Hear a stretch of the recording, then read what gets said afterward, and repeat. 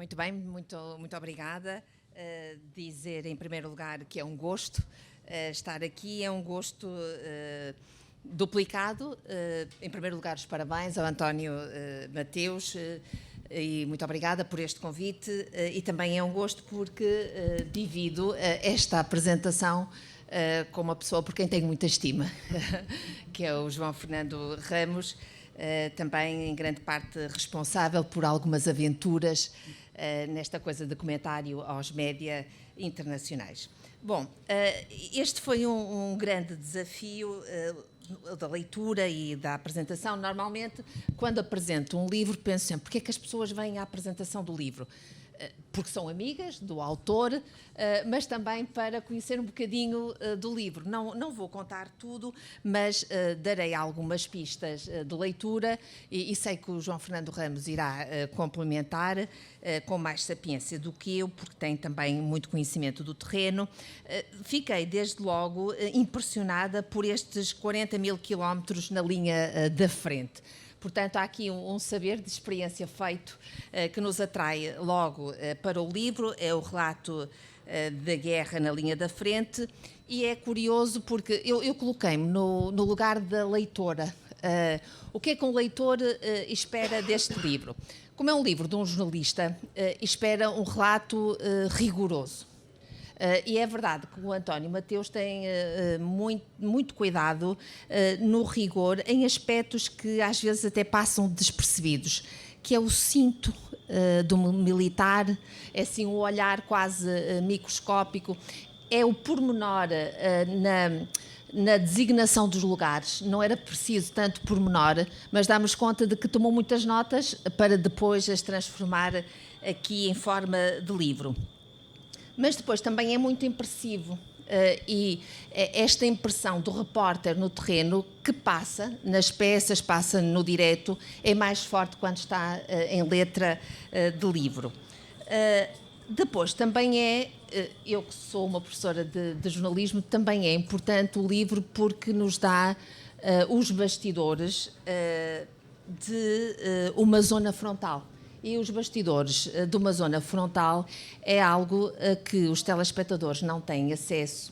E às vezes eu pergunto-me se a televisão mostrasse este processo produtivo de informação, as pessoas percebiam e se calhar gostavam mais da informação jornalística. E ao ler este livro nós percebemos muito daquilo que é o trabalho de reportagem, o vosso trabalho, o do António Mateus e o do João Fernando Ramos, antes da peça ir para o ar, porque há imensas coisas que acontecem à equipa de reportagem quando está no terreno. E esta guerra coloca questões novas. E acho que também seria interessante depois o António se pudesse dar algumas pistas, porque são questões que se colocam aos repórteres, mas que se colocam muito ao jornalismo em si. Depois, também, algo que me parece muito relevante no livro é que o livro não fala de pessoas importantes. Fala de cidadãos anónimos que têm a guerra cravada na pele, o sofrimento passa de uma forma, diria, natural, mas dura. Portanto, aquilo que é o fio condutor desta narrativa é um fio condutor que é atravessado por testemunhos de várias pessoas. Há um teórico do jornalismo que é o Schlesinger, que diz que os jornalistas são comandados por aquilo que ele chama uma cronomentalidade. E eu percebi muito bem esse artigo que ele escreve num livro teórico, quando comecei a fazer as revistas de imprensa na RTP. Porque, como eu trabalho numa universidade, eu estava habituada a uma dimensão do tempo muito particular. Portanto, nós na universidade fazemos reuniões de 3 horas e nunca decidimos quase nada. Decidimos no mês seguinte, na reunião seguinte. As teses de doutoramento fazem-se a correr bem em 3 anos. Portanto, eu tinha esta dimensão do tempo. E a primeira vez que eu estive no estúdio, o estúdio ainda era dentro da redação, a jornalista que ia conduzir o Bom Dia, que se prolonga por 3 horas, perguntou quanto tempo falta para começar o programa. E alguém disse 3 ou 4 minutos. E eu achei aquilo um pavor, que eram 3 minutos. Só faltam 3 minutos, ela ainda está de pé, ou 4 minutos. E ela foi devagarinho à casa de banho. E eu achei aquilo, quase me dá um ataque cardíaco. Como é que alguém vai devagar, tac, tac, tac, casa de banho, vem. E faltavam 2 minutos, eu já estava quase à beira do colapso. Bom, e percebi de facto que esta questão do tempo para o jornalista é uma questão muito sensível, muito crítica, e digo-vos isto porque o António tem aqui na dimensão do tempo um cuidado muito particular. Portanto, este livro, o Daniel Pennac tem um livro que se chama Como um Romance, em que enuncia os direitos do leitor e diz que o leitor tem direito a saltar páginas. Quer dizer, às vezes não tem direito, porque aquilo é tudo uma narrativa muito intrincada. Aqui tem esse direito. Portanto, nós podemos saltar páginas. Porquê? Porque o António constrói este livro em 3 partes. Disse mal. Constrói este livro em 3 tempos, não é? 3 tempos distintos. Portanto, o primeiro tempo, a que chama tempo verde, que é o recusar desistir, é o título. Este tempo situa-se em abril de 2022. O António Mateus, a entrada faz pela Moldávia, certo? A invasão russa na Ucrânia tinha começado há cerca de mês e meio, e fiquei ali presa. Depois, dentro de cada um dos tempos, há episódios, o que é muito interessante para quem lê aos saltos, porque numa noite nós lemos um episódio, outra noite podemos ler outro episódio do ponto seguinte, voltar para trás, e isto ajuda-nos muito enquanto leitores. Neste episódio, a profecia de Taras, os jornalistas estão em Odessa e há uma notícia, não é? Há uma notícia: a artilharia ucraniana terá atingido a partir de Odessa o navio-bandeira da frota russa do Mar Negro, e a equipa de reportagem vai atrás da notícia. Fiquei presa a algo que me parece importante, é que os jornalistas no terreno têm uma fonte interessante, que são os bloggers militares. Portanto, um blogger, de facto, dá aqui informação importante ao jornalista que está no terreno, mas também neste episódio se levantam aqui questões pertinentes para o jornalista, que é: o jornalista está de que lado? Numa guerra, o jornalista de que lado está da história? Esta resposta é muito difícil no caso da Ucrânia, e o António Mateus também não apaga do seu livro. Portanto, também coloca a questão de haver estes 2 lados da guerra. O segundo tempo é o tempo de colheita, e já vamos para julho de 2022. A entrada no país acontece desta vez pela Polónia, certo? E estamos no tempo de colheitas. E neste tempo que é o nosso, aqui, nesta atualidade nacional e europeia, isto diz-nos muito nos dias de hoje. Há aqui um capítulo direcionado para os cereais e, novamente, algo que eu acho que nos prende muita atenção é que há um problema que não passa muito pelas reportagens que os jornalistas fazem no terreno. Há um problema com a identificação das pessoas, porque fazer reportagem com o agricultor, com o produtor de cereais, é destapar a identidade, ou seja, é apontar um alvo crítico na Ucrânia. E, novamente, esta zona de bastidores. E alguém aponta um jovem fazendeiro de uma região agrícola menos exposta à guerra. É assim que o António Mateus enuncia, dizendo que nem identifica o local, nem identifica a empresa, o que não é algo importante para quem vê uma peça jornalística. Poderá levantar algumas questões ao jornalista, que é qual é o hiato que se constrói entre o rigor do jornalismo e aquilo que eu posso ou não posso dizer. Depois, novamente, a preocupação, este historiador do cotidiano, que é o António Mateus, tem sempre uma preocupação muito grande com a atualidade, que é este colapso dos preços que nos diz tanto atualmente, esta oferta 10 vezes superior à procura, os encargos com o transporte e, novamente, a presença do jornalista. Há aqui também dados que no ano que precedeu a guerra, a Ucrânia exportou mais de 5 milhões de toneladas de óleo de girassol. Portanto, também vamos aprendendo muito daquilo que é a realidade na Ucrânia. O terceiro tempo é o tempo de gelo.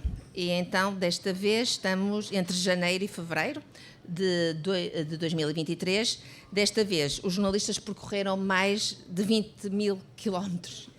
E a pessoa fica espantada com este esforço de ir a todos os lados em situações muito adversas. 20 mil quilómetros e estamos no inverno. Portanto, há aqui um dos episódios em que o António Mateus se situa numa estrada que, escreve até novembro, fora um completo suicídio percorrer. E estas zonas de segurança, estas zonas de forte impacto, são sempre uma constante. O João irá dizer isto com mais propriedade, portanto eu não vou alongar-me nisto, mas neste livro sobressai muito a presença das pessoas que acompanham os jornalistas no terreno. E essas pessoas têm, de facto, o Fixer tem, de facto, um poder determinante naquilo que são as opções de um jornalista. O António não sabe, mas eu de manhã conversei com o João. E nós estávamos a falar sobre isto e eu dizia ao João que estamos ao nível quase de um editor, porque aqui diz o Fixer a conseguir a autorização para fazermos reportagem no que resta do aeroporto, já que o jovem fazendeiro, tinha escolhido o agricultor. Portanto, há de facto um trabalho que, se o Fixer quiser manipular, pode manipular, não é? E o repórter que não tenha experiência pode deixar-se manipular, digo eu, com alguma facilidade. Depois, também, aqui e ali, nós encontramos sempre, um pouco por todo o mundo, um português. Portanto, aqui também há um português, há um Yuri de Sintra, há alguns cidadãos dos tais anónimos que o António retrata e que foi descobrindo sempre porque alguém falou em português. Agora, questões que eu guardo deste livro como leitora. Uma das questões que eu guardarei deste livro é certamente a importância do emocional. A importância que nós temos, a urgência que nós temos de incorporar nos discursos que fazemos a parte emocional para entendermos o que se passa. Normalmente, quando nós falamos de emoções no jornalismo, nós falamos sempre como algo que é desprezível, que é uma questão menor. Mas o sentir destes cidadãos dá-nos a dimensão da catástrofe, da tragédia que é esta guerra. Depois também, e porque trabalhamos a partir do campo do jornalismo, as fontes de informação. Quem são as fontes de informação em contexto de guerra? De que forma um jornalista em terreno adverso, que não conhece aquela realidade, que não conhece aquelas pessoas, que tem dificuldade de acesso, que está dependente de uma terceira pessoa, como é que consegue aceder às fontes e como é que consegue colocar as fontes a dizer aquilo que importa saber. Outra coisa que nós retiramos de livros desta natureza é certamente os riscos que uma equipa de reportagem corre sempre que se disponibiliza para ir para terrenos de guerra. Quando estou em casa, no sofá, assim, confortavelmente, e vejo as reportagens, eu penso, eles são loucos. Eles não têm medo. Como é que é isto? E estou a ver uma peça de 2 minutos. Depois, ao ler com pormenor, foram revistados diversas vezes, algumas vezes com alguma violência. E às vezes ficamos ali na fronteira ou numa linha muito ténue entre aquilo que corre bem e aquilo que poderia ter corrido muito mal.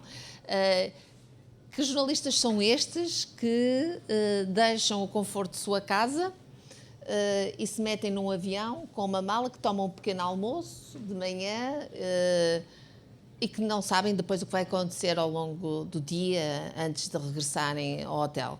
Que jornalistas são estes para construir uma peça de 2 minutos que em casa nós olhamos muitas vezes de forma muito distraída?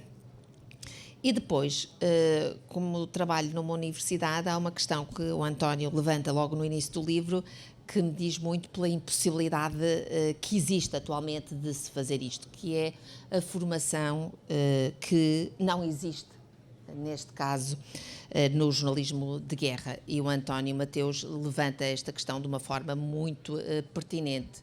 Eu fico a pensar, e será que nós conseguimos ensinar a fazer jornalismo de guerra em todas as dimensões, ou nas dimensões principais, nomeadamente em contextos em que há novas questões que se levantam e que vocês reconhecem no terreno? Bom, isto assim, de uma forma sucinta, é esta a leitura que eu fiz, é a leitura de alguém muito interessada neste livro. Devo dizer que, como telespectadora das suas peças e como leitora deste livro, e simbolizando aqui os leitores deste livro, agradeço-lhe bastante. Primeiro, o risco que se corre quando, e o António escreve isto, que quando se disponibilizou para percorrer estes quilómetros todos em zonas desconfortáveis e de grande risco. E depois também lhe agradeço muito como leitora, porque como sou autora de livros, sei que nós escrevemos livros e que não ganhamos, não fazemos isto para ganhar dinheiro, não é? Portanto, nós fazemos isto de uma forma muito generosa, para deixar uma peça, vai para o ar e nós, de facto, agora guardamos, de facto há um acervo que fica, mas a minha geração, quem tem mais de 50 anos, como é o meu caso, olha para os livros assim como algo que fica como uma memória. E é isto que eu lhe agradeço, António. Muito obrigada e parabéns.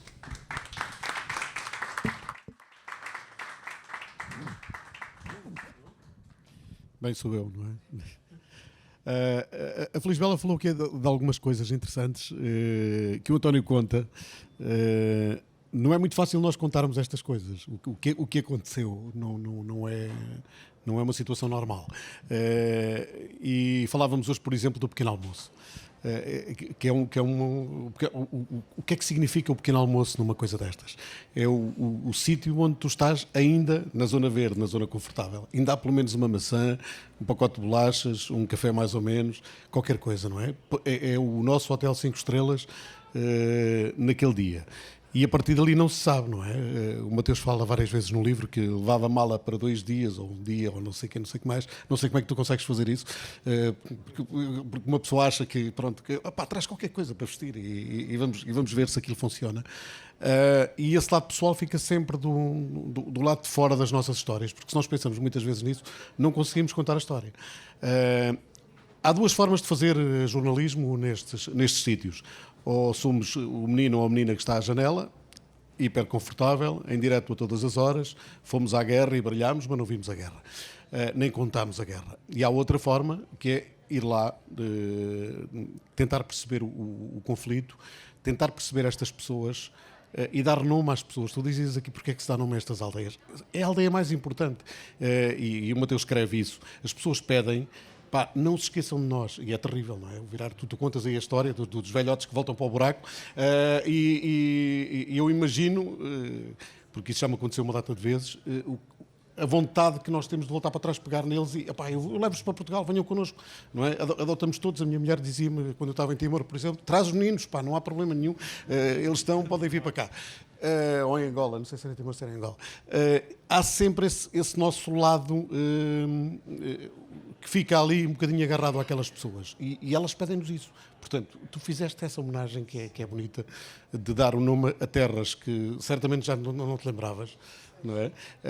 De pessoas que se calhar daqui a 2 ou 3 meses, porque temos que apagar muitas das memórias dos tempos que vivemos nestes sítios, senão nunca mais voltamos, e tu fizeste isso e passaste isso a papel. É um ato de coragem. Eu nunca tive essa coragem, não sei se alguma vez terei, porque há coisas que nós vivemos e faz parte da reportagem e acabou, e não vale a pena estarmos sequer a pensar nisso. Nem a pensar se estivemos ali para lá da linha vermelha, para cá da linha vermelha. Pá, estivemos e felizmente conseguimos sair de lá, que é o que normalmente conta no final do dia. Deixas aqui algumas pistas do que está à volta de uma reportagem. Falamos do Fixer, por exemplo, é uma coisa que evoluiu ao longo dos tempos. Na África do Sul e no Iraque, não sei, eram guias, não é? De guias tradutores, e vinham os grandes produtores das televisões internacionais, da CNN e da BBC. Tivemos um amigo, temos aqui, ainda é vivo, o Carlos Henriques, que trabalhou como grande produtor, um português que trabalhou como grande produtor em inúmeras guerras para a BBC, e fazia este trabalho que os Fixers agora fazem connosco. Qual é a diferença? É que nós agora vamos contratar um local que muitas vezes nos é referenciado por alguém. Este mundo das pessoas que fazem conflitos e que não ficam à janela é muito pequenino, cada vez mais pequeno. E entre esses trocam-se informações. Vou para lá amanhã, trabalhaste com quem, arranja-me alguém que possa ser interessante, e pronto, e faz-se este contacto. Às vezes acertamos, outras vezes não acertamos. Eu na Polónia em particular, e só estava a fazer refugiados, foram 10 tiros ao lado com fixers que depois não cumpriam e afinal já trabalhavam quase para o governo e tudo, e até a entrada da Ucrânia tive ali uma série de complicações, e depois finalmente lá acertei com um fixer que trabalhou comigo. Esse trabalho também tem que ser feito. Isso mexe tremendamente com a nossa vida, porque o António conta isso de forma muito clara. Quando chegamos a um hotel qualquer, de um fim do mundo, ele dá-lhe um nome, não é? Ainda bem, mas é um fim do mundo, não é? Escuro, com explosões ao longe, não sei o que mais. Vamos dormir. O que é isso de dormir, não é? Vamos ficar ali, vamos tentar que ninguém acerte aqui nisto. Olhas, pronto, e dormimos, não é? Efetivamente temos que dormir. Eu agora, quando fui para Israel, veio um câmara que nunca tinha estado num cenário destes, e disse-lhe logo no caminho, tu tens que dormir, mete na tua cabecinha que toque sirene, haja bombas ou não haja, na hora de dormir é para dormir, porque se nós não dormimos isto é uma tragédia, vamos somando cansaço, e nós cansados cometemos ainda mais erros do que aqueles que, quando achamos que estamos mais ou menos bem, porque ninguém está mais ou menos bem nisto. É um esforço imenso que tu fizeste. Estes quilómetros todos é uma coisa assustadora. Eu nunca fiz uma reportagem com uma dimensão destas. Com tantos quilómetros em estrada, talvez no Iraque tenha feito uma coisa mais ou menos parecida, mas é impressionante tudo isso, e que nós conseguimos este relato de cada uma das histórias. Depois há coisas muito curiosas que vocês vão aqui descobrir. Nós vamos sempre atrás de uma história, não é? Nós somos um bocadinho como o cãozinho ali na caça. Mas muitas vezes a história que perseguimos é uma utopia, não é? O Mateus foi atrás sempre das velhas, não é? Eu adoro as histórias das velhas, tu também. Foste atrás da velha que tinha uma história para contar com os russos, a valentona, não sei o que. Não encontraste essa velha, mas encontraste mais não sei quantas, 400 velhas com histórias giras para contar. E isso faz parte do nosso trabalho. Cada vez que tropeçamos numa história, e literalmente tropeça-se numa história, nós temos que parar e contar. A experiência, o que é que depois aqui dá nisto? Isto tem um tempo de ida e volta. Nós não podemos estar na zona vermelha, depois do pôr do sol, com uma escuridão absoluta, e a ter que fazer centenas de quilómetros de carro. É uma loucura, não é? Às vezes acontece, porque atrasamos-nos e estão com mau tempo e não sei o quê, e as coisas complicam-se, mas é uma loucura, não é? Portanto, temos que prever, ir e depois voltar, e o Mateus conta isso muito bem, não é? Cheguei, já estou dentro do tempo, ainda consigo ir mais à frente e tal. E depois no meio disto temos uma coisa que tu também contas muito bem, que é a realidade de um país que está em guerra. Nós somos portugueses, chegamos ali, Pá, nós sabemos que somos uns gajos sérios, que não levamos armas dentro do carro, que aquilo vai tudo sossegado. Mas eles não sabem, não é? Vem um carro, quem são estes gajos? Que é isto? Amigo e tal. E depois, a língua, não é? Eles não percebem nada do que nós dizemos. E às vezes, quem não sabe como é que estas coisas são e quem não tem uma paciência grande, e tu falas nisso também, comete erros, começa a mostrar-se inquieto, a fazer constantes perguntas ao fixer, pá, então temos que sair daqui, não sei o quê, não sei o que mais, a dar ali um ar de irritação. Para quem está do outro lado, eles têm todo o tempo do mundo. Ele tem que lá ficar naquela patrulha para aí um mês. Portanto, se nós ficarmos ali um mês parados, para eles tudo bem, não há problema nenhum. Não nos vão dar de comer nem de beber, e nós ficaremos ali no carro à espera que o gajo tenha paciência para nos dar o passaporte de volta. Portanto, aquilo tem que ser tudo muito diplomático, com uma gigantesca paciência. E é uma coisa que nós não temos aqui, porque aquilo não é uma sociedade normal nestes sítios. Eles estão desconfiados de tudo. E se desconfiam mais um bocadinho, eles levam o passaporte e vão e dizem que telefonam não sei para quê, não sei o que mais. Eu não sei se eles telefonam mesmo. Mas há cautela, pronto. Espera-se, às vezes querem ver as imagens, mostra lá o que é que tu tens e tal. Há uma série de truques que tu não contas, mas pronto, porque nunca se quer mostrar o ouro ao bandido. Nós nunca temos na Câmara o cartão com a última gravação que fizemos, não é? Quando vamos em trânsito, esse cartão, se temos uma bela história, está guardado num sítio onde ninguém vai descobrir, a não ser que façam ali uma revista mesmo a sério. Porque num checkpoint é normal que és de uma televisão, mostra lá o que é que tu gravaste. Bem, nós temos umas paisagens, umas coisas completamente inócuo e está tudo sossegado. E na Ucrânia isto é mais verdade, porque eles têm um medo terrível que se identifiquem objetivos militares. Tu falas nisso com a questão da agricultura, mas não só. Se nos cruzamos com uma coluna de tanques ou com uma coisa qualquer, e se nos pomos ali armados em espertos a fazer com uma câmara, com o telemóvel, aquilo passa. Eu em Israel fiz muitas vezes o telemóvel, eles, só uma vez é que me agarraram. Mas, e na Ucrânia fiz várias vezes com o telemóvel também. Mas com a câmara é uma maneira desgraçada. Vais ser agarrado, vais ser chateado e as coisas podem acabar muito mal, porque está tudo com o dedo no gatilho, não é? Eles não têm problema nenhum. Se nós levarmos ali um tiro no meio daquilo, foram os russos e acabou, e não há problema nenhum, e ninguém mais vai perguntar, e a questão está arrumada. E o António conta isso de forma particular. Não falas das noites, não é? Eu dizia isso já à Feliz Bela, por alguma razão será, e não vamos falar nisso, porque estar num sítio destes com as luzes apagadas, sem comunicações, é uma experiência agradável, não é? Assim, uma coisa, pronto. E dormir, o Lucénio dizia-me, não dormiu na primeira noite, não é? Agora em Israel, na segunda noite já dormi porque estava todo roto, e dizia-me ela, pá, eu nunca pensei, pá. Eu acordei, pareceu que eu vi uma sirene, disse, pá, não tocou nada. Chegava de manhã, pá, os gajos atacaram isto não sei quantas vezes. Não atacaram nada, não acertou aqui nada. Tens que dormir, não tens hipótese nenhuma.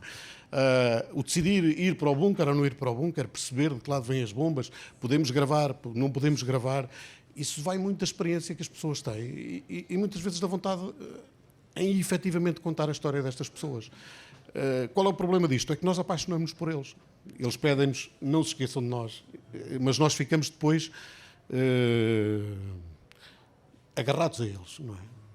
Com a grande vantagem de chegarmos ao aeroporto, entramos no avião, chegamos cá, temos uma família de braços abertos, uma grande jantarada, tudo corre bem e tal. Eles não, eles ficaram lá.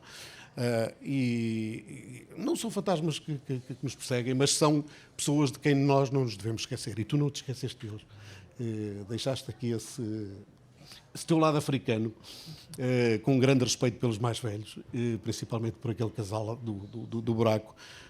Onde é que eles estarão, não é? Não sei se te ocorre isso algumas vezes. Onde é que eles estarão? Não é? Sobreviveram, eles conseguiram. Há um outro lado aqui que tu também contas. Estas pessoas não são super-homens, não é? Morrem. Nós estamos num sítio onde morrem pessoas. Estamos no sítio mais horrível do mundo. Tudo o que se passa ali é mau. Não há bons de lado nenhum. E nós tentamos olhar para perceber se este é menos mau ou este merece que eu olhe para ele com mais atenção. Percebemos que todos, naquele cenário, todos, mesmo todos, se tiverem que matar, matam. Seja quem for. Eles estão no limite da sobrevivência. Isso é uma coisa que nós não temos ideia aqui. Nós nunca passamos, no nosso passado muito recente e muito longínquo, por uma situação de guerra com esta dimensão, com o que está acontecendo na Ucrânia, que é perfeitamente inexplicável e é um beco sem saída da humanidade. Podemos dizer o mesmo de Israel, podemos dizer o mesmo do Líbano, do Iraque, do Afeganistão, onde estivemos em nome da liberdade e deixámos aquilo entregue aos talibãs, coisas deste género. E há uma coisa que aprendemos sempre, e escrevemos isso e tu também escreves: a guerra não é solução para rigorosamente nada. Sabemos como é que começa, não sabemos como é que acaba, é um chavão dos políticos, mas mesmo assim continuamos a fazer guerras e continuamos a achar que o Putin é um bandido e que o Zelensky será vencedor de um conflito onde, se lermos o livro de Mateus, percebemos que perdem todos os dias os ucranianos que lá vivem e certamente as mães dos russos que estão ali a combater e aqueles que são atingidos também na sua terra, não vão esquecer, nem vão esquecer os líderes que os trouxeram para esta tragédia. Parabéns.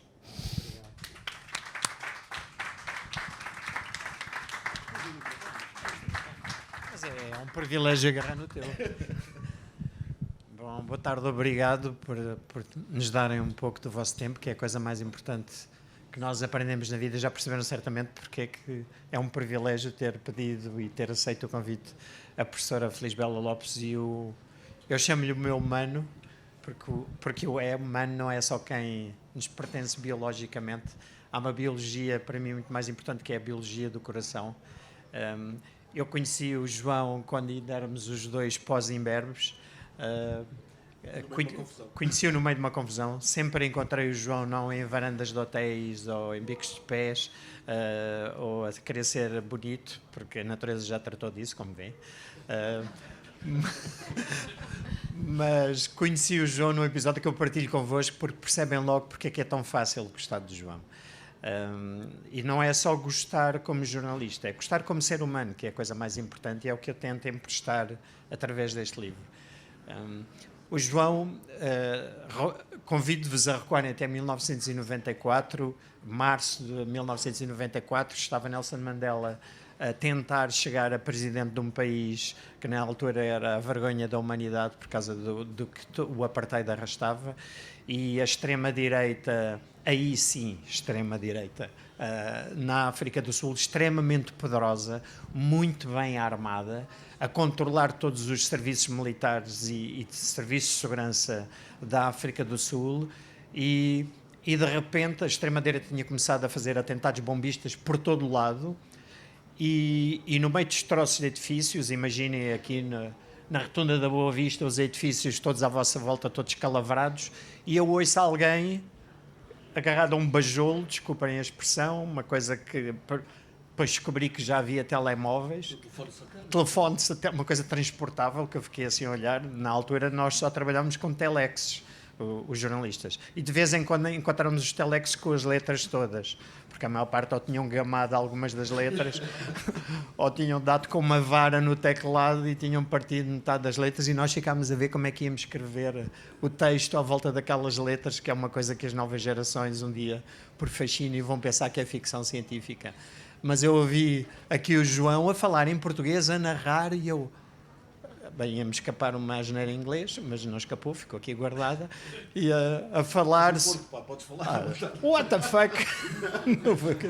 Como é que está alguém a falar português aqui na Baixa de Joanesburgo, onde só se ouvia afrikaans e inglês, claro. E fiquei fascinado com este senhor, que na altura tinha um bocadinho menos cabelos brancos, a narrar com uma penetração um país onde eu vivia, no meio daquela confusão há não sei quanto tempo, e fascinava-me o rigor com que ele falava sobre o que... Era quase um cirurgião da palavra, a descrever tudo o que estava a acontecer à volta dele, sem delírios de linguagem, sem emitir opiniões, estava by the book. Para a vossa introdução, porque é que nunca mão de ver a dar opiniões em antena, eu pertenço a um mundo muito estranho de origem da agência, a agência de notícias, onde está fora do texto emitir opinião e adjetivar aquilo que se escreve. Uma das coisas que me fez muita impressão quando eu vim para Portugal é a promiscuidade entre a informação e a opinião. É quase impossível para um leitor, se quiser destrinçar uma coisa e outra, não é, professora? Conseguir perceber qual é o espaço de uma e de outra.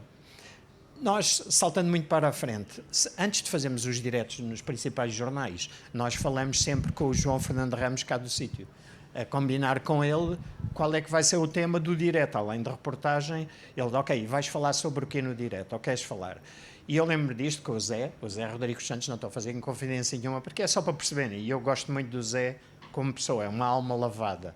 E o Zé dizia-me, Tó, temos que falar, Tó, o meu nome é nickname, Tó, vamos falar sobre o quê? E eu disse, sobre o que tu quiseres, viste a reportagem. E ele disse-me, não, vamos ter que falar sobre Mariupol. Não sei se lembram, se têm presente este nome, e era na altura em que estava a haver um bombardeio muito intenso à cidade de Mariupol e estavam debaixo dos escombros daquela fábrica imensa de siderurgia centenas ou milhares ou aquilo que viesse escrito nas coisas que circulavam nas redes sociais e que os jornalistas normalmente propagam como se fosse uma verdade bíblica e que eu escolho continuamente ignorar, porque como jornalista se vem ali dentro, ok, pode ser o Pai Natal que está a escrever aquilo, sei lá, quem. E eu disse ao Zé, não, se quiseres podes falar sobre Mariupol, eu não vou falar nada sobre Mariupol. Mas aqui em Portugal toda a gente está a falar sobre Mariupol. E eu respondi-lhe, e podem continuar a falar. Agora, comigo não falas, porque eu estou no terreno, é para dizer o que eu testemunho. A mais-valia para o espectador é aquilo que eu testemunho, porque o resto, eu não vou falar sobre uma coisa que eu não sei, que eu não vejo. Eu estava curioso a ouvir a diferença entre o olhar da professora e o olhar do João. O olhar da professora é algo que é uma pérola para mim, como repórter, porque é verdade que, para a serenidade da minha mulher, que está aqui presente, para a serenidade da Ana, eu preparo cada reportagem destas como se fosse uma operação militar, mas preparo-a mesmo. E eu sou filho e neto de militares e estico a corda um bocadinho para além do limite, como o João sabe. E como o Alfredo Cunha, que está aqui, que é um dos grandes repórteres fotográficos portugueses, que nos dá o privilégio da presença dele. O Alfredo deu-me a primeira câmara fotográfica que eu tive como jornalista há 40 anos e que eu ainda guardo até hoje. Ele sim, é um repórter com que eu tento todos os dias aprender tudo, porque tem aquele olhar cirúrgico e obrigado por isso, porque nós pertencemos a uma geração que teve o privilégio enorme de aprender a gostar de aprender. E eu tento fazê-lo todos os dias. Eu, quando ainda hoje, o Alfredo tem a melhor, ele e o Eduardo Gageiro têm, não é verdade, estou a escolher bem os nomes, têm o documento fotográfico mais deslumbrante e rico e rigoroso do 25 de Abril neste país. Ele, para mim, é uma referência como repórter, pelo rigor, pelo despojamento dele e as fotografias os registros que ele tira são pérolas do humanismo que estão dentro daquele frame da fotografia. Se vocês olharem, vocês podem ficar horas a olhar para cada registro dele, porque estamos nós ali dentro. Eu tento humildemente, e o João, eu reconheço isto no João, que é, eu não me interessa o que é que o Presidente diz, absolutamente nada. Eu não me interessa o que é que o Primeiro-Ministro diz, absolutamente nada. Interessa muito mais a senhora da mercearia, interessa-me que aquilo que eu escrevo seja perceptível pela senhora das limpezas que está no mercado do bolhão e que olhe para a minha história e se identifique com os velhinhos que estão ali. Porque são esses que nós, quando voltamos destas zonas duras, professora, que sentimos que estamos a abandonar, que estamos a virar as costas. Nós sentimos que os traímos quando vimos embora. Eu sinceramente, a minha mulher dizia, estava a dizer há pouco ali ao pé do balcão, eu penso na minha mulher, nos meus filhos e nos meus pais quando estamos naquelas zonas de guerra e vou escolher, espera aí, que os gajos estão a bombardear a zona onde estás, mas eu estou a ver uma criança ali e de certeza absoluta que eu não me vou embora. É que nem me passa pela cabeça ir-me embora. Enquanto aquela menina ou menino estiver ali, eu não me vou embora. E hei de lá chegar. E de certeza absoluta. Ou então não chego. E não chego a lado nenhum. Mas de mim nunca penso, porque a nossa vida é uma doação, não é? É quando nós descobrimos que somos irmãos, é quando estamos no limite do nosso testemunho como jornalistas, não é? Há pouco tanto a professora como o João estavam a dizer, nós descobrimos que o nosso coração está ali, não é? De quem é que nós somos? Nós sabemos que toda a gente nos mente. É verdade. Quando estamos numa zona limite de guerra, nós sabemos que faz parte das nepes militares adulterar o cenário de impacto. Faz parte. Quem ataca diz que só atinge alvos militares. E quem defende diz que só o outro só comete atrocidades. E como é que eu depois vos digo a vós que estão no sofá, como dizia a professora, que o Putin está a mentir? Ou que o Zelensky está a mentir? A única maneira é nós chegarmos lá antes de haver o make-up da zona, não é? Antes deles adulterarem o cenário. Ou então, já estarmos sempre lá dentro. Eu tenho pena de não estar antes de acabar. Eu tenho pena que o João, que foi comigo na última rotação, nesta que fizemos os 40 mil quilómetros, os 20 mil quilómetros na terceira rotação, e eu já lhe explico, professor, porque é que fizemos isto. O João é assim já um dinossauro como eu no jornalismo, dinossauro dos que ainda estão no ativo. Fiz 40 anos de jornalismo agora, imagina, Alfredo. E nós, quando estamos nestas situações limite com as pessoas, já sabemos que nos vão mentir. Um lado e outro. O meu pai é militar, o meu avô é militar. Nos livros que o meu pai tinha, o meu pai estava na Guiné como militar, como oficial, antes do 25 de Abril, num dos cenários mais duros, para os mais habituados à vida aqui, não vou dizer os mais velhos, sabem que nós estudávamos na escola primária, no liceu, Angola, Guiné, Cabo Verde, como se fossem o Alentejo e o Algarve. Estudávamos as produções agrícolas, os ramais dos caminhos de ferro, as linhas, como se aquilo fosse parte do nosso país. Portanto, é lógico que eu, a estudar na escola, eu tinha curiosidade de saber que raio aquilo era o quê? O que é que era uma manga? O que é que era uma papaya? O que é que era aqueles nomes todos muito estranhos, mas deslumbrantes, onde o meu pai ia levar tiros e desaparecia de casa durante não sei quanto tempo. Hoje em dia, na escola, demoniza-se as bestas, estou a falar do meu pai, as bestas que iam para ali impor sacrifícios enormes, subjugar aqueles. Mas a narração da história tem que ser vista no seu tempo próprio.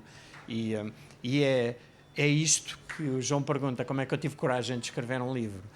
Eu não quero que um dia se escreva sobre a guerra da Ucrânia aquilo que imaginou quem leu nas redes sociais sobre a Ucrânia.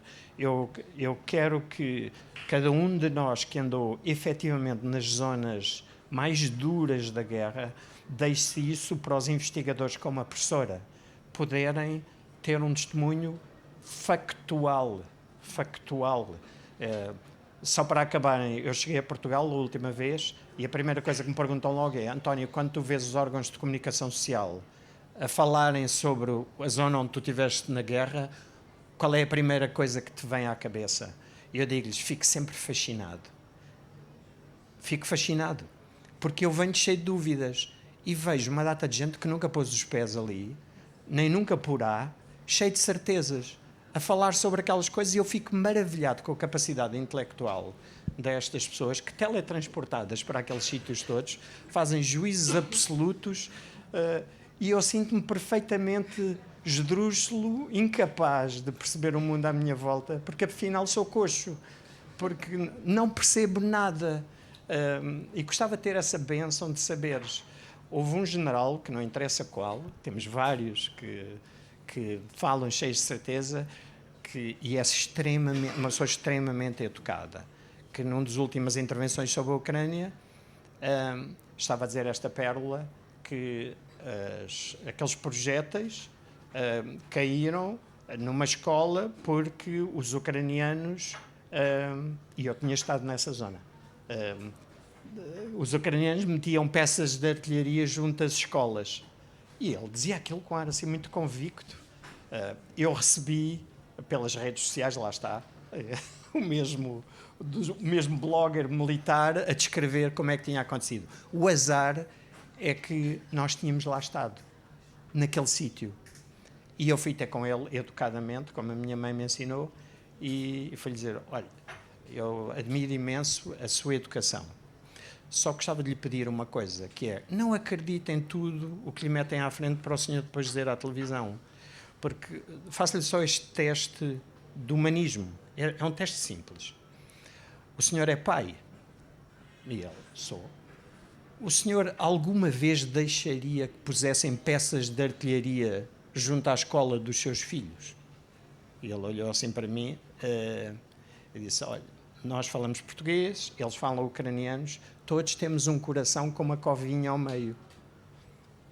E todos, esta coisa com uma covinha ao meio, mora em cada pai de cada criança que está naquela escola. Se alguém metesse uma fisga à porta da escola dos meus filhos, de certeza que isso printava em marcha atrás, quanto mais meter uma peça de artilharia. Eu disse, Sr. General, não leiam as coisas assim, porque a guerra da Ucrânia é uma coisa que nos afeta a todos, mas é importante nós não hipotecarmos o humanismo. E o humanismo é o que eu tento deixar para vocês através deste livro, e é tudo. Se alguém quiser fazer alguma pergunta sobre o que é estar nestes sítios, eu vou deixar a provocação aqui para o João, porque o João é o repórter em Portugal, tirando a Cândida Pinto, que também faz jornalismo de guerra, há uma diferença enorme, garanto-vos. E é muito importante nós termos esta distinção entre fazer jornalismo sobre guerra e jornalismo de guerra. As duas são igualmente importantes, mas não tenham dúvidas, são profundamente diferentes. E infelizmente, aquilo que a professora diz, imaginem, ninguém neste país ensina jornalistas a fazerem jornalismo de guerra. Ensina-se a fazer jornalismo também sobre guerra, mas isso pode-se ficar num hotel, a ler num telemóvel e a falar sobre a guerra. Vocês, quando estão nas zonas onde os dois andamos, têm que saber reconhecer explosivos, têm que saber reconhecer todo o tipo de coisas, têm que saber aquilo que o João mencionou, que é lidar com militares que estão no limite da exaustão emocional, têm que saber namorar, entre aspas, com eles, para uma dança de paciência com eles. Nós somos peões para eles. E têm que perceber continuamente as novas tecnologias, porque as novas tecnologias colocam-nos a nós, sem o sabermos, como instrumentos de guerra. O nosso telemóvel tem uma georreferência nos registros que nós fazemos, nas fotografias, nos vídeos, em todo o lado. Imaginem o que é que ainda mais... As câmaras de segurança das ruas, dos supermercados, dos centros comerciais como este, os hackers do país que ataca... Imaginem os espanhóis que queriam atacar Portugal. Os hackers espanhóis entrariam dentro das redes de segurança deste centro comercial e, se quisessem atingir um alvo aqui, usavam o quê? As câmaras de segurança daqui deste centro comercial. Nós não pensamos nisto. Eu nunca ando num hotel, nunca ando no elevador. Nunca. Eu dormi não sei quantas vezes nas casas de banho dos sítios onde estava. Porquê? Já pensaram que as casas de banho dos edifícios são a parte estrutural mais sólida do edifício? Eu já dormi dentro de um guarda-fatos. Porquê? Primeiro porque a vida me abençoou de ser pequenino. Portanto caibo dentro de um guarda-fatos. Segundo, porque os guarda-fatos embutidos nas paredes... Eu dou só estas pérolas, são pistas de caminho, não é, João? Que ninguém nos ensina, nós aprendemos e partilhamos isto uns com os outros. Se vocês olharem para uma parede que tem um guarda-fatos embutido, é a parte mais sólida, não é? Senão o armário não cabia na parede. não é? E um dos sítios que nós estávamos em Druskivka, ao pé de Bakhmut, que era o ponto focal da guerra, o repórter de imagem que estava comigo disse-me assim: ei, António, tenho um quarto do caraças. E eu: tens? Fui ver o quarto dele. Tinha uma janela, não? Tinha uma janela linda, com uma vista maravilhosa. Eles ficam espantados com vocês quando dizem: não quero janela, uma janela pequenina, virada ali, não sei onde. Eu disse: mano, não vais dormir neste quarto, Alfredo. Não vais dormir aqui, de certeza absoluta. Ele: o quê? Estás é com inveja, que o meu quarto é melhor que o teu. E eu: não, eu gosto é de ti. E ele disse: já imaginaste, se rebentar uma coisa ali fora, este vidro vai ser um enxame de facas que vem direito a ti. É as primeiras coisas que nós temos de nos lembrar. É guardar-nos uns aos outros. E eu, nesse dia, como o meu quarto, eu subi ao dele, depois fui ver o meu ainda tinha melhor vista, e mais janelas. E o que é que eu fui? Fui buscar o edredom, dobrei-o, olhei para o armário, meti lá aquele e depois meti o colchão, assim, o colchão da cama, as camas duplas lá têm todos colchões individuais juntos, e meti o colchão a fazer de porta de correr, de maneira que se os vidros viessem a voar, aquilo ficavam ali colchoados. Mas são estas pequenininhas coisas. Hoje me perguntavam: como é que tu comes? Pá, como eu como, a partir do recolher obrigatório, tudo fecha. Não há sítio nenhum para comer em lado nenhum. Então o que é que nós levamos na mochila? Isto é a mochila, é exatamente esta. A mochila que eu ando por todo lado. E não é assim um artigo muito modé, desculpa, Ana, mas aqui levo um cantil de água, levo o power bank, os meus documentos, o telemóvel e o meu microfone, que de vez em quando não perco. E depois, o que é que levo mais aqui? Se não estivermos em zonas de bombardeamento direto, também levo o capacete, porque aquela tralha toda pesa imenso. Esta roupa ali, aquele colete que vocês estão a ver, aquele tem um escudo de porcelana à frente. E tem outro atrás. E, portanto, vocês, quando vão para estas zonas duras, convém perderem peso. Porque convém mesmo. Eu perco ainda mais peso. Eu corro e vou ao ginásio disse Índia não. Antes de ir, durante um mês, não toquem álcool e ponho-me em insuficiência alimentar para habituar o corpo a estar em déficit alimentar, porque o João sabe isto bem. Nós, quando começamos a estar cansados e não dormir, uma pessoa perde lucidez. E se perde lucidez, fica em maior perigo. E nós temos que saber ler as fontes de perigo. Temos que saber ler a trajetória dos projéteis que vêm para cima de nós, antes de começar a trabalhar. Há o incoming e o outgoing. E nós aprendemos rapidamente um barulho de um projétil que vem para cima de nós, professora. Se o estrondo vem antes do assobio, quer dizer uma direção. E se o assobio precede o outro, quer dizer outra direção. É bom nós primeiros, não é, João, sabermos qual é... De onde é que aquilo vem e para onde é que vai.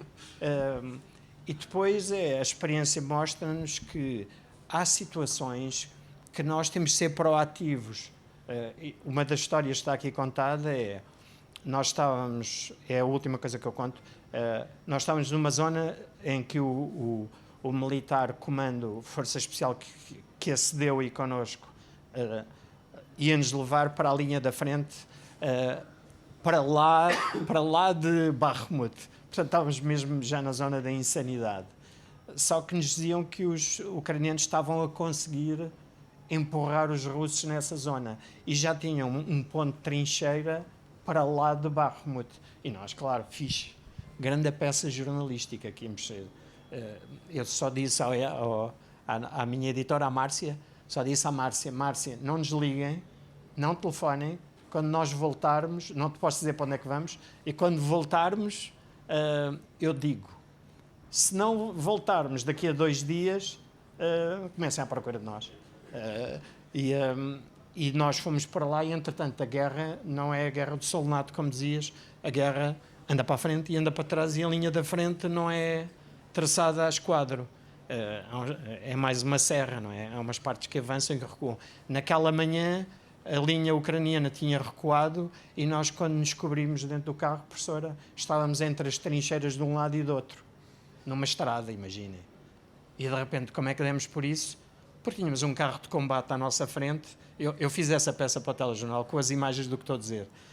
Tínhamos um carro de combate à nossa frente, armado, já com as escotilhas fechadas, aquilo não se chama escotilhas, agora não me estou a lembrar do nome daquilo, mas é fechado, e a começar, isso é que foi a parte que o meu coração começou, no registro diz, ele a dizer em ucraniano, que eu já aprendi a palavra, what the fuck, what the fuck, what the fuck, e começa ele...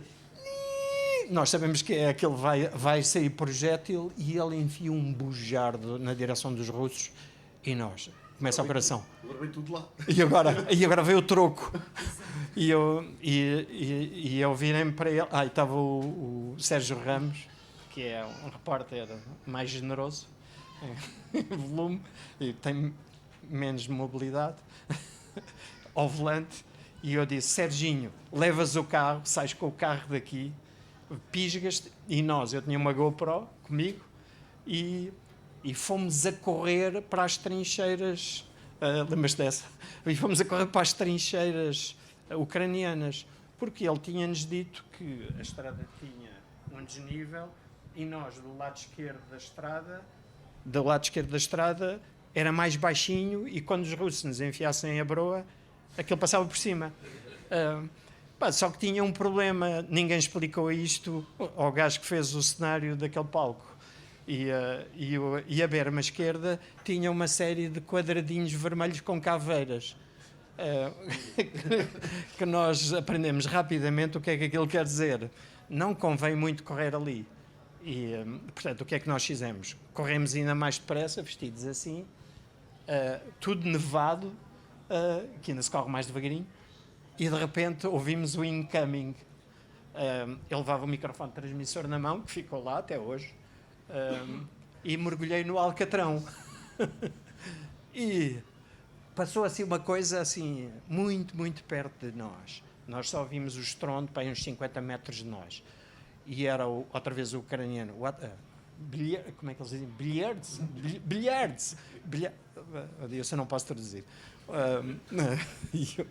E eu depois perguntei-lhe, what the fuck is this? E ele diz assim, ele explicou-nos depois já na trincheira o que era. Aquilo é uma coisa que tem um raio de morte, como eles chamam, raio de morte de 100 metros. Nós estávamos a 50. Porquê é que não morremos? Porque aquilo vem assim, se caísse na vertical, estávamos dentro do diâmetro de hambúrguer. Se fosse assim, era espalhado para lá. E nós continuamos a correr até às trincheiras. Isto são situações que nós, como repórteres, não podemos contornar, mas podemos levar ao limite. O que é que eu queria fazer? É por só maluco fui ali. Não havia um sentido de averiguação que íamos fazer ali e que a maior parte das pessoas não dão valor, que era os nossos políticos estavam a dizer que o Ocidente estava a entregar armas já de terceira geração à frente de combate. E nós, espectadores, acreditamos no que eles nos dizem, não é? Olha, eu pude dizer em direto nesse dia que eles nos estavam a mentir, porque eu estava na frente de combate e eles nunca tinham sequer ouvido falar em que aquilo vinha a caminho, quanto mais que já tinha sido entregue. Sabem onde é que estavam? Onde é que as encontramos? Em Lviv. Ainda iam fazer o caminho todo da Polónia, 1.100 km até o outro lado, professora. E os 20.000 km que nós fizemos dessa coisa foi porque nós resolvemos. Os jornalistas falam-vos muitas vezes de frente de combate, não é? E a maior parte das pessoas não faz a mínima ideia do que é. A frente de combate na Ucrânia e tem 1.100 km, se for direito. Se for a direito. Nós fomos até Kozach-Lopan, que é o que está ali no livro, e fomos até Kherson, que é junto ao Mar Negro, e sempre a andar nas zonas duras. E ficámos a viver lá dentro. Não saíamos, porque saíssemos não voltávamos a entrar. E foi por isso que nós, durante 6 semanas, fizemos os 20.000 km. Foi à procura de perceber quem é que nos mente. E as respostas têm-nas no livro, não? Eu não vos digo, mas estão aqui dentro. E estão por testemunho direto. Não é por ler nas redes sociais, não é por alguém me dizer, é do coração. Porque se nós não velarmos pela dignidade uns dos outros, ninguém vai velar pela nossa. E fechando com o nosso Madiba, no dia 5 de dezembro, fez 10 anos que Nelson Mandela morreu. E nós os dois tivemos um privilégio enorme de vida de andar com ele durante bastante tempo e a perceber-nos desta pérola que é o que eu guardo para mim. Não é ele ter perdoado quem lhe urinava em cima ou o prendia, ou quem... Não, vocês já repararam que o único país do mundo, o único, onde o valor de dignidade na Constituição está à frente da vida, do valor vida, o único no mundo é a África do Sul. E é culpa dele. E ele dizia-nos esta coisa: de que é que me adianta a mim estar vivo se eu não tiver dignidade? E ainda por cima, a dignidade é uma ponte, não é? Eu posso estar vivo e ser uma besta egoísta, egocentrista, só pensar em mim. Mas eu não consigo estar... a minha dignidade é perdida a partir do momento em que eu seja indiferente à subtração da dignidade a uma mulher, a um idoso, a uma criança. E a dignidade é um valor recíproco. E se eu guardar a dignidade de outra pessoa, uma pessoa que tem uma doença terminal, uma pessoa que sofre, uma mãe que tem um filho em coma, alguém que perdeu os sonhos, se eu guardar a dignidade daquela pessoa, eu defendo a minha. E se eu virar as costas àquela pessoa, eu fico também sem a minha. E quando pergunta quando é que acabam as guerras, João, as guerras acabam quando nós percebemos que a coisa mais importante que nós transportamos na nossa vida é a dignidade dos outros também. E essa só nos podem tirar se nós a entregarmos, não é? Podem-nos tirar a liberdade, podem-nos tirar o direito de falar, podem-nos tirar o dinheiro, podem-nos tirar tudo. Mas a nossa dignidade só nos roubam se a gente deixar, não é?